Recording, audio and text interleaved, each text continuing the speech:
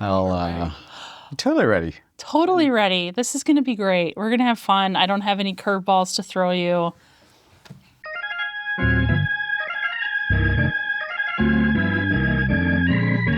Hey everybody, it's Pastor Los. Glad to be with you for another Gospel Unplugged. This time I'm joined by my stellar colleague, Pastor Lose and Grangaard.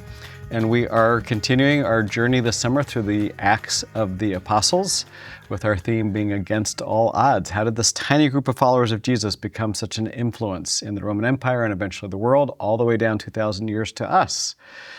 This week, we continue that journey through Acts by reading a story of an encounter in the 16th chapter, beginning with the 11th verse, and I will get reading. St. Luke writes, "We set sail from Troas and took a straight course to Samothrace, and the following day to Neapolis, and from there to Philippi, which is a leading city in the district of Macedonia and a Roman colony.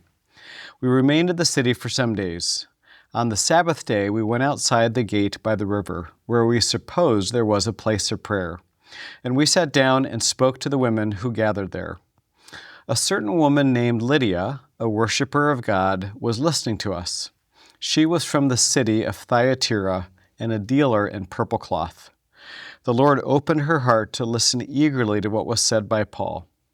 When she and her household were baptized, she urged us, saying, 'If you have judged me to be faithful to the Lord, come and stay at my home.' And she prevailed upon us."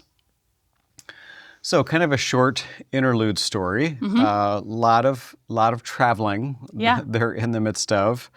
But what I've always liked about this story is not just the receptivity of Lydia, which is a big part of the story, but her sense of hospitality and her wanting to host these people who have in a very short time changed her whole life. Yeah, a very Martha figure. Yeah. So I'm curious kind of what stuck out to you, what details grabbed your attention? The first word. All right. We. Yeah.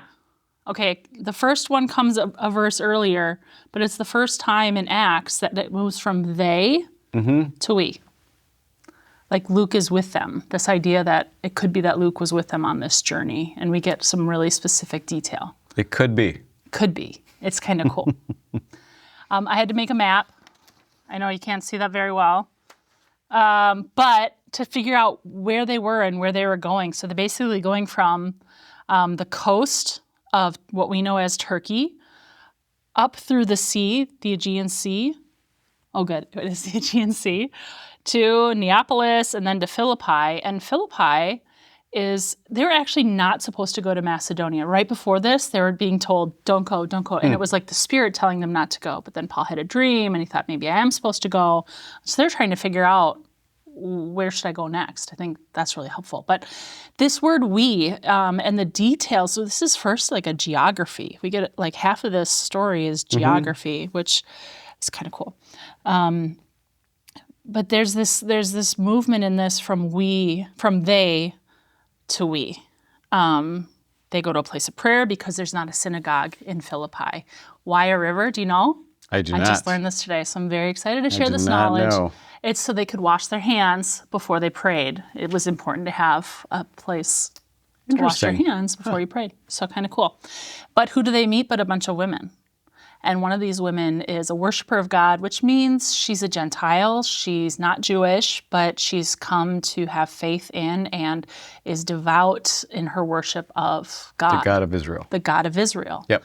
And in this time, God opens her heart to hear Paul's words, but it's God doing the work more than Paul.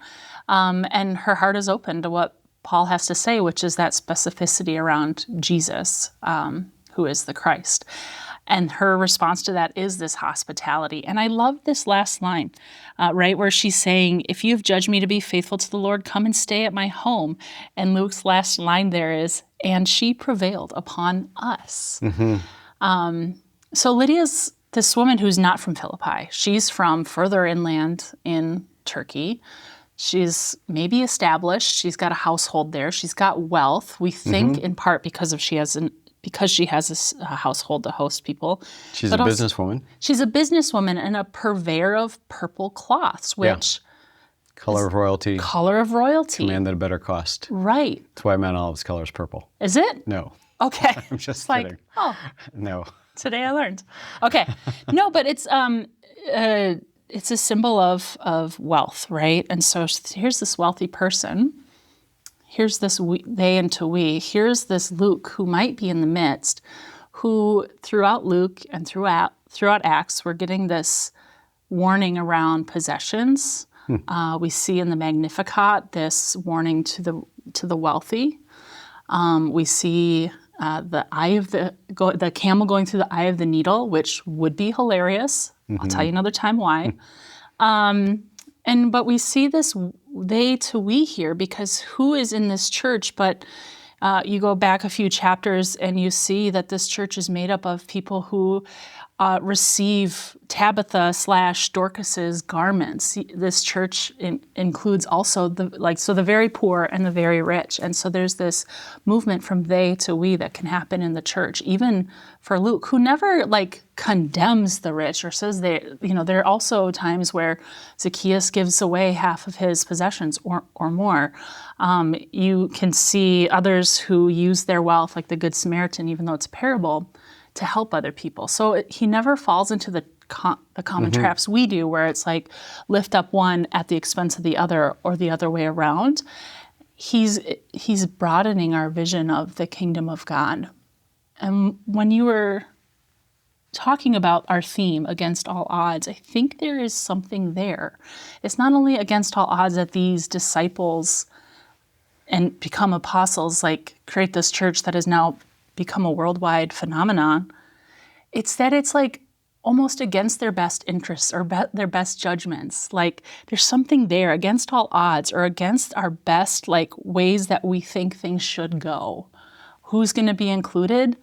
The people God calls.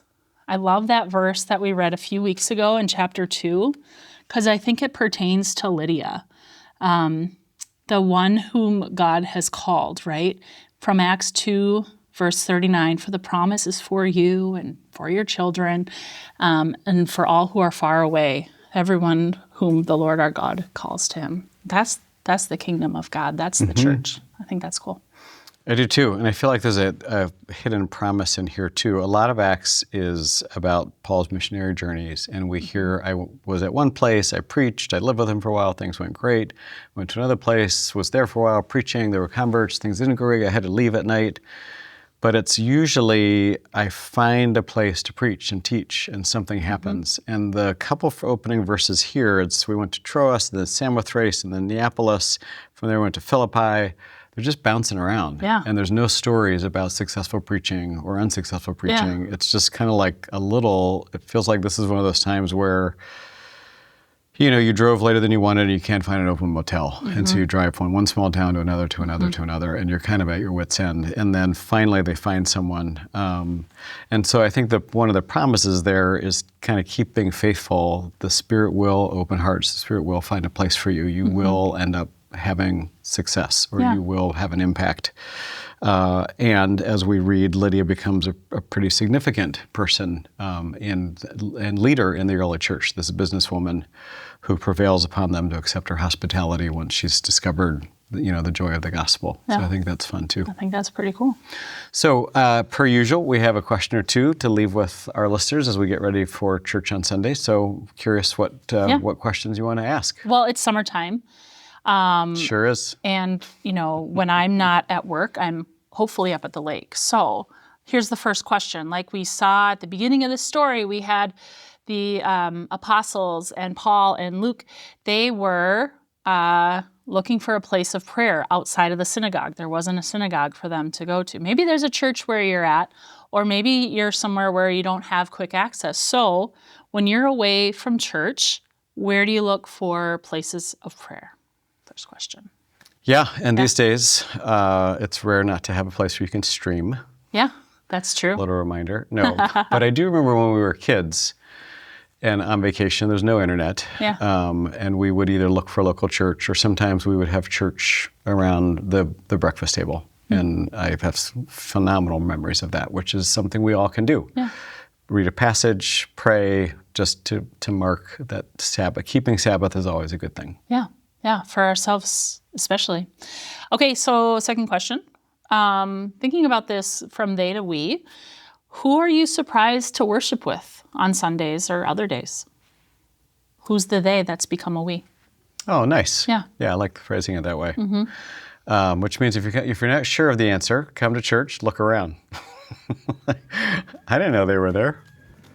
I wonder if they're thinking the same about me. Could be. I like that shift from they to we. All right, thanks so much. Thank you for being a part of this, and we will see you at church.